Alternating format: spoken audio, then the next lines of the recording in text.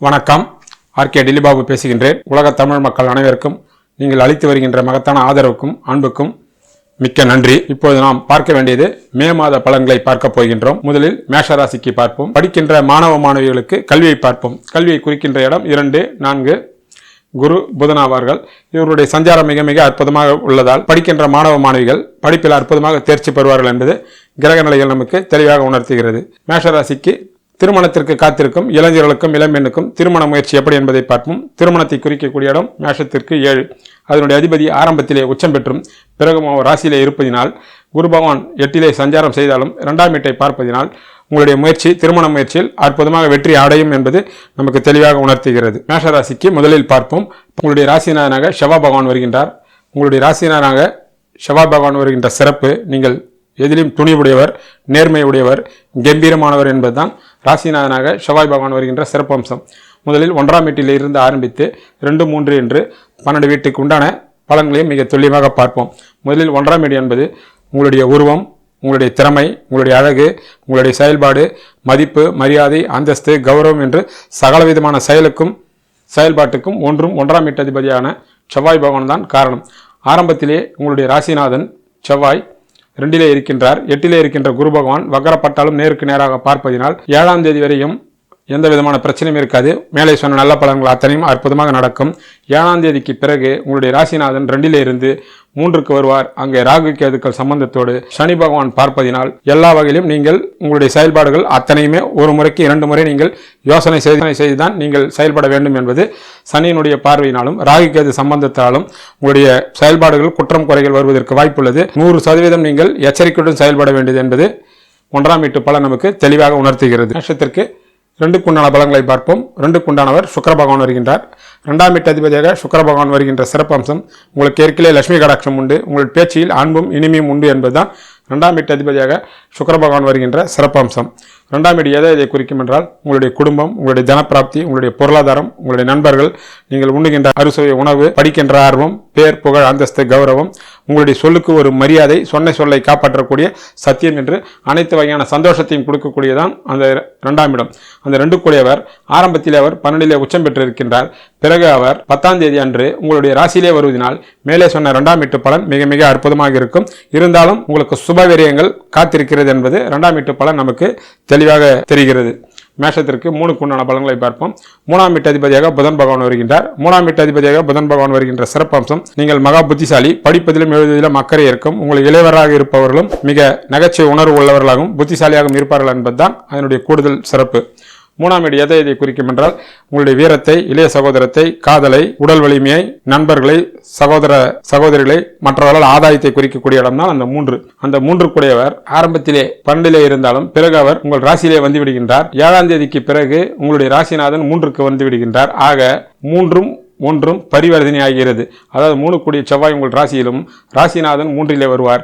இதிலே ராகு கேது சம்பந்தத்தோடு சனி செவ்வாய் பார்வை நேரடியாக இருப்பதினால் இளைய சகோதரர் மூலம் நிச்சயமாக ஏதோ ஒரு வகையில் உங்களுக்கு கருத்து வேறுபாடு வரலாம். இல்லையால் அவங்களால் உங்களுக்கு வீண் விரைய செலவுகள் வரலாம். எந்த காரணத்தை மட்டும் அவர்களிடத்தில் நீங்கள் கோபித்துக் கொள்வதோ மற்றபடி கருத்து வேறுபாடுகள் ஈடுபடுவதோ சென்றால் நிச்சயமாக பல வகையில் சிக்கல் உருவாகும். நீங்கள் அவர்களிடத்தில் விட்டு கொடுத்து செல்வதுதான் எல்லா வகையிலும் நன்மையை தரும். காரணம், செவ்வாய் சனி பார்வை நேரடியாக 3ஆம் வீட்டுக்கு தொடர்பு வருவதால் இதுதான் 3ஆம் வீட்டு பலன் என்பதை நீங்கள் கட்டாயம் நினைவில் வைத்துக் கொள்ள வேண்டும். மேஷத்திற்கு 4க்கு உண்டான பலன்களை பார்ப்போம்.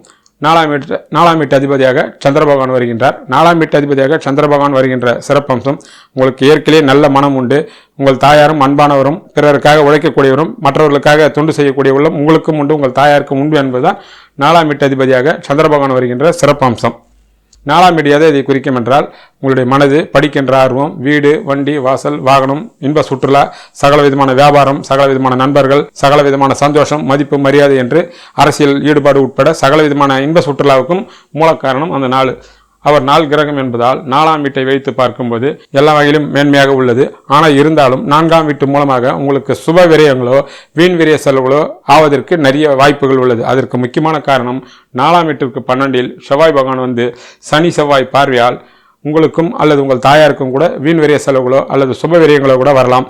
தசாபுத்தி சரியில்லாதவர்களுக்கு உடல்நிலையும் பாதிக்கப்படலாம் என்பதுதான் 4ஆம் வீட்டு பலன் நம்மளுக்கு எடுத்து காட்டுகிறது. மேஷத்திற்கு 5க்கு உண்டான பலன்களை பார்ப்போம். 5 குடையவர் சூரிய பகவான் வருகின்றார். 5ஆம் வீட்டு அதிபதியாக சூரிய பகவான் வருகின்ற சிறப்பு. ஏற்கனவே உங்களுக்கு இறைவனுடைய அருளும் உங்கள் பிள்ளைகள் மிக பெரிய அளவிலே உங்களுடைய உயர்ந்த அந்தஸ்துக்கு போவார்கள் என்பதுதான் அதனுடைய கூடுதல் விசேஷம். 5ஆம் வீடு எதை குறிக்கும் என்றால் உங்கள் மனதை, உங்களுடைய திட்டங்கள், உங்களுடைய ஆசைகள், தெய்வ கடாட்சம், மகானுடைய ஆசீர்வாதம், புனித யாத்திரை செல்வது, புனித நதிகளில் நீராடுவது, பெரிய பேர் புகழ் அந்தஸ்து, பெரிய தனப்பிராப்தியை குறிக்கக்கூடிய இடம் தான் அந்த 5. அந்த 5 கூடிய சூரிய பகவான் 15ஆம் தேதி வரை உங்கள் ராசியிலே உச்சம் பெற்று இருப்பதினால் மேலே சொன்ன பலன்கள் அத்தனையும் அற்புதமாக நிறைவேறும். உங்கள் திட்டங்கள் நிறைவேறும். உங்கள் பிள்ளைகளால் உங்களுக்கு மதிப்பு மரியாதை உயரும்.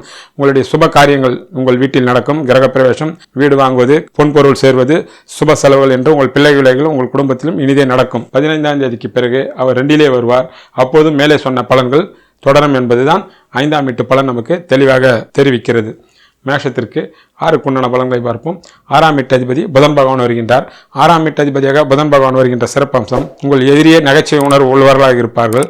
போட்டியோ பொறாமையோ வம்போ வழக்க கடனாக இருந்தால் உங்களுடைய வீரதீர செயல்களால் நீங்கள் அதை சர்வ சாதாரணமாக வெல்வீர்கள் என்பதுதான் 6ஆம் வீட்டு அதிபதியாக புதன் பகவான் வருகின்ற சிறப்பு அம்சமாகும். 6ஆம் வீடு எதை இதை குறிக்கும் என்றால் வம்பு, வழக்கு, போட்டி, பொறாமை, கடன், உடல் நலிவு, எதிரியால் தொல்லை, உங்களை பின்னால் புறம் பேசுவது என்ற இப்படிப்பட்ட மைனஸ் பாயிண்டை குறிக்கக்கூடிய இடம் தான் அந்த 6. ஆரம்பத்திலே அந்த 6 கூடியவர் 12லே நீச்சமடைகின்றார். பிறகு அவர் 3ஆம் தேதிக்கு பிறகு அவர் உங்கள் ராசியிலேயே வந்து விடுகின்றார். உங்கள் 6ஆம் வீட்டை உங்கள் ராசிநாதன் 7ஆம் தேதிக்கு பிறகு 4ஆம் பார்வையாக பார்ப்பதும், சனி பகவான் 10ஆம் பார்வையாக 6ஆம் வீட்டை பார்ப்பதும், மேலே சொன்ன மைனஸ் பாயிண்ட் பலன்கள் 6ஆம் வீட்டின் மூலம் வம்போ வழக்க கடனாக இருந்தால் அதெல்லாம் தீர்ந்துவிடும் என்பதுதான். அப்படிப்பட்ட மைனஸ் பாயிண்ட் எல்லாம் உங்களை விட்டு விலகிவிடும் என்பதுதான் 6ஆம் வீட்டு பலன் உங்களுக்கு தெளிவாக தெரிவிக்கிறது. மேஷத்திற்கு 7 பலன்களை பார்ப்போம். 7ஆம் வீட்டு அதிபதியாக சுக்கிர பகவான் வருகின்றார். 7ஆம் வீட்டு அதிபதியாக சுக்கிர பகவான் வருகின்ற சிறப்பு அம்சம், ஆணாக இருந்தால் பெண், பெண்ணாக இருந்தால் ஆண் மிக அழகாக இருப்பார்கள், இனிமையாக பேசுவார்கள், அன்பாக இருப்பார்கள் என்பதுதான் கூடுதல் விசேஷம். கூடுதலாக லட்சுமி கடாட்சம் என்பது அவர்களுக்கு நிரந்தரமாக இருக்கும் என்பதுதான் 7ஆம் வீட்டு அதிபதியாக சுக்கிர பகவான் அமைகின்ற சிறப்பு அம்சமாகும். 7ஆம் வீடு எதை இதை குறிக்கும் என்றால் கணவன் மனைவியை குறிக்கும், காதலை குறிக்கும், நட்பை குறிக்கும், கூட்டு வியாபாரத்தை குறிக்கும், வெளிநாடு செல்வது, வெளியூர் செல்வது, அரசாங்கத்தினுடைய ஆதரவு, இன்ப சுற்றுலா என்று சகல விதமான சந்தோஷத்தையும் பயணங்களையும் குறிக்கக்கூடிய இடம் தான் அந்த 7. அந்த 7 கூடியவர் ஆரம்பத்திலே அவர் 12லே உச்சம் பெற்றிருக்கின்றார். பிறகு அவர் 10ஆம் தேதிக்கு பிறகு அவர் உங்கள் ராசியிலே வந்துவிடுவதனால் மேலே சொன்ன நல்ல பலன்கள் மிக மிக அற்புதமாக இருக்கும். ஆனால் இருந்தாலும் கணவன் மனைவிகளிலோ குடும்பத்தின் வழியிலோ உங்களுக்கு சுப வீரியங்களோ வீண் வீரியங்களோ காத்திருக்கிறது என்பதுதான் கிரக நிலைகள் நமக்கு தெளிவாக உணர்த்துகிறது. மேஷத்துக்கு 8 பலன்களை பார்ப்போம். 8ஆம் வீட்டு அதிபதியாக செவ்வாய் பகவானே வருகின்றார். ராசிநாதனே செவ்வாய் பகவான் வருகின்ற சிறப்பம்சம் உங்களுக்கு தீர்க்க ஆயுள் உண்டது என்பதுதான் அதனுடைய விசேஷம். 8ஆம் வீடு எதை இதை குறிக்கும் என்றால் வம்பு, வழக்கு, வீணான முயற்சி, உங்களை பின்னால் புறம் பேசுவது, கலவரம், மனத்துயரம், இப்படிப்பட்ட மைனஸ் பாயிண்ட்களை குறிக்கக்கூடிய இடம் தான் 8. அதே 8 மிகப்பெரிய அதிர்ஷ்டஸ்தானமும் குறிக்கக்கூடிய இடமும் ஆகும். உதாரணமாக ராசிநாதன் ஆரம்பத்தில் 2ல் இருந்து இந்த குரு பகவானை பார்ப்பதினாலும் குருவும் 2ஆம் வீட்டை பார்ப்பதினாலும் உங்களுக்கு சாதகமான தசாபுதிகள் நடந்தால் மிகப்பெரிய தனப்பிராப்தியும் எதிர்பாராத மிக பெரிய அதிர்ஷ்டம் வருவதற்கு வாய்ப்பு உள்ளது. ஆரம்பத்திலே மேலே சொன்ன மைனஸ் பாயிண்ட் 8ஆம் வீட்டால் மூலமாக எந்த விதமான மைனஸ் பாயிண்ட்டும் நடக்காது. ஆனால் 7ஆம் தேதிக்கு பிறகு செவ்வாய் பகவான் 3லே சென்று சனியும் ராகு கேது சம்பந்தப்படுவதனால் நீங்கள் எதிலையும் ஜாக்கிரதையாக இருக்க வேண்டும். குறிப்பாக நீங்கள் பிரயாணத்தின் போதும் சர்வ ஜாக்கிரதையாக இருக்க வேண்டும். வாகனத்தில் போதும் கட்டாயம் ஜாக்கிரதையாக இருக்க வேண்டும். 8ஆம் வீட்டு அதிபதி தான் வீட்டிலிருந்து 8லே மறைந்து ராகு கேதும் சனியும் சம்பந்தப்படுவதனால் விபத்து வருவதற்கு வாய்ப்புள்ளது. அதனால் கூடுதல் கவனத்தோடு நீங்கள் செயல்பட வேண்டும் என்பது கிரகங்கள் கூறுகின்ற உண்மையாகும். இது பயன்படுத்துவதற்காக இல்ல, எச்சரிக்கையாக சொல்லப்படுகின்ற விஷயம். மேஷத்திற்கு 9 பலன்களை பார்ப்போம். 9ஆம் வீட்டு அதிபதியாக குரு பகவான் வருகின்றார். 9ஆம் வீட்டு அதிபதியாக குரு பகவான் வருகின்ற சிறப்பு, ஏற்கனவே உங்களுக்கு தெய்வ கடாட்சமும் உங்களுடைய முன்னோர்களுடைய சொத்தும் தந்தையின் மூலமாக பெரிய ஆதரவும் உண்டு என்பதுதான் 9ஆம் வீட்டு அதிபதியாக குரு பகவான் வருகின்ற சிறப்பு அம்சமாகும். 9ஆம் வீடு எதை இதை குறிக்கும் என்றால் தந்தையினுடைய உறவினர்கள், குலதெய்வத்தினுடைய அருள், மகானுடைய ஆசீர்வாதம், மிக பெரிய பேர் புகழ் அந்தஸ்து, பெரிய அறிவு, மகானுடைய ஆசீர்வாதம், புனித யாத்திரை, புனித நீராடுதல், மிக பெரிய தனப்பிராப்தி என்று சகல விதமான பாக்கியத்தையும் அதிர்ஷ்டத்தையும் கொடுக்கக்கூடிய இடம் தான் அந்த 9. அந்த 9 கூடியவர் ஆரம்பத்திலே 8லே இருக்கின்றார். 9ஆம் வீட்டுக்கு 12லே இருக்கின்றார். ஆரம்பத்திலே 8லே இருந்தாலும் ராசிநாதனுக்கு 7லே இருப்பதினால் மேலே சொன்ன நல்ல பலன்கள் அத்தனையும் நல்லபடியாகவே இருக்கும். ஆனால் 7ஆம் தேதிக்கு பிறகு உங்கள் ராசிநாதன் 3லே மறைந்து விட்ட பிறகு தந்தையாலோ தந்தையினுடைய வர்க்கத்தினாலோ ஏதோ ஒரு வகையில் உங்களுக்கு சுபவிரயங்களோ அல்லது வீண் விரய செலவுகளோ இல்லையால் அவர்களிடத்தில் உங்களுக்கு கசப்பான சங்கடமான சூழ்நிலைகள் உருவாகலாம் என்பது 9ஆம் வீட்டு பலன் தெரிவிக்கிறது. அதனால் நீங்கள் விட்டு கொடுத்து செல்வதும் அவர்களை எதிர்த்து பேசாமல் இருப்பதும் எந்த வகையிலும் அவர்களிடத்தில் நீங்கள் அனுசரணையாக இருந்தால் அவர்களிடத்தில் பிரச்சனையிலிருந்து நீங்கள் தப்பிக்கலாம் என்பது 9ஆம் வீட்டு பலன் நமக்கு தெளிவாக காட்டுகின்ற உண்மையாகும். மேஷத்திற்கு 10 பலன்களை பார்ப்போம். 10ஆம் வீட்டு அதிபதியாக சனி பகவான் வருகின்றார். 10ஆம் வீட்டு அதிபதியாக சனி பகவான் வருகின்ற சிறப்பு, உங்களுடைய வெற்றிக்கு மூலதனமே உழைப்பு உழைப்பு உழைப்பு தான் என்பதுதான் மூலதனம். 10ஆம் வீடு எதை குறிக்கும் என்றால் அவரவர் ஈடுபட்டிருக்கின்ற துறை, தொழிலதிபர்களாக இருந்தால் தொழில், பணிபுரிகளாக இருந்தால் பணியை குறிக்கும், வியாபாரத்தை குறிக்கும், நண்பர்களை குறிக்கும், இன்ப சுற்றுலாவை குறிக்கும், சகல விதமான சொத்துக்களை வாங்குவது விற்பது என்பது குறிக்கும், இந்த சமுதாயத்தில் சகல விதமான மரியாதையும் குறிக்கும், மிகப்பெரிய ராஜ்ய பதவியை குறிக்கும், விஐபி என்ற அந்தஸ்தை அடையக்கூடிய இடம்தான் தொழில்துறையிலும் சரி மற்ற புகழிலும் சரி 10ஆம் இடம்.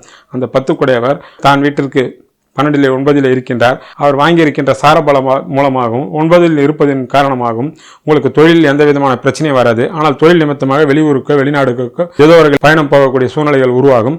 இருந்தாலும் சனி செவ்வாய் சம்பந்தப்படுவதனால் தொழிலில் போட்டியும் போராயும் 7ஆம் தேதிக்கு பிறகு தொழில்துறையில் இருப்பவர்களுக்கு போட்டியும் போராயும் கடுமையாக இருக்கும்.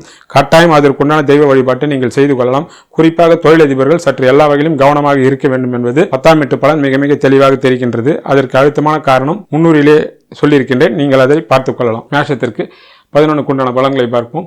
11 குடைவர் சனி பகவான் ஆவார்.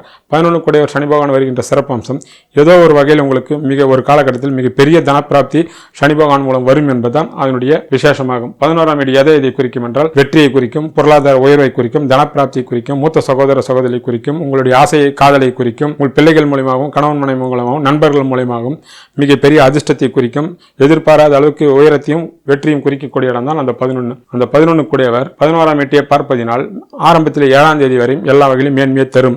இருந்தாலும் சகோதரக்காரன் என்று சொல்லக்கூடிய செவ்வாய் 3க்கு மாறிய பிறகு சனி செவ்வாய் சம்பந்தப்படுவதனால் மூத்த சகோதரர் வகையில் ஏதோ ஒரு வகையில் உங்களுக்கு சங்கடமோ வீண் விரைய செலவுகளோ அல்லது கசப்போ வேற ஏதோ சிக்கல்கள் வரலாம் என்பது தெளிவாக தெரிவிக்கிறது. அதனால் நீங்கள் அவர்களிடத்தில் விட்டு கொடுத்து செல்வதுதான் மிக மிக நன்மையை தரும் என்பது கிரகநிலைகள் நமக்கு தெளிவாக உணர்த்துகிறது. மேஷத்திற்கு 12க்கு உண்டான பலன்களை பார்ப்போம். 12ஆம் வீட்டு அதிபதியாக குரு பகவான் அமைகின்ற சிறப்பம்சம் நீங்கள் எந்த செலவும் தான தர்மங்கள் இருந்தாலும் நல்ல விஷயத்துக்கு, அதாவது சத் விஷயத்துக்கு செய்வீர்கள். தெய்வீக சம்பந்தத்துக்கோ உண்மையான ஏழைகளுக்கோ தான தர்மங்கள் செய்வதில் உங்களுக்கு ஏற்கனவே அந்த எண்ணங்கள் இருக்கும் என்பதுதான் 12ஆம் வீட்டு அதிபதியாக குரு பகவான் அமைகின்ற சிறப்பு அம்சமாகும். 12ஆம் வீடு எதை குறிக்கும் என்றால் வீண் விரைய செலவுகள், அலைச்சல், திருச்சல், வெளியூர் செல்வது, வெளிநாடு செல்வது, வேலைக்கு உண்பது, உறங்குவது, சுபவீரியங்களையும் குறிக்கக்கூடிய இடம் தான் அந்த 12 கூடியவரே 12ஆம் வீட்டை பார்ப்பதினால் உங்களுக்கு ஆகக்கூடிய செலவுகள் வீண் விரைய செலவுகளாக இருக்காது. குடும்ப விஷயத்துக்காகவும் பிள்ளைகள் விஷயத்துக்காகவும் சுபவீரியங்களே ஆகும் என்பது நமக்கு தெள்ள தெளிவாக தெரிகிறது. ஆக ஒட்டுமொத்தமாக மேஷராசிக்கு மே மாத பலன்களை பார்க்கும் பொழுது குரு பலமும் சூரிய பலம் எல்லாம் அற்புதமாக உள்ளது. இருந்தாலும் உங்கள் ராசிநாதன் 3லே மறைந்து ராகு கேதுக்கள் சனி சம்பந்தத்துடன் இருப்பதினால் நீங்கள் எல்லா வகையிலும் விழிப்புடன் இருக்க வேண்டும் என்பது மே மாத பலன் நம்மளை சற்று எச்சரிக்கையாக இருக்கும்படி எச்சரிக்கிறது.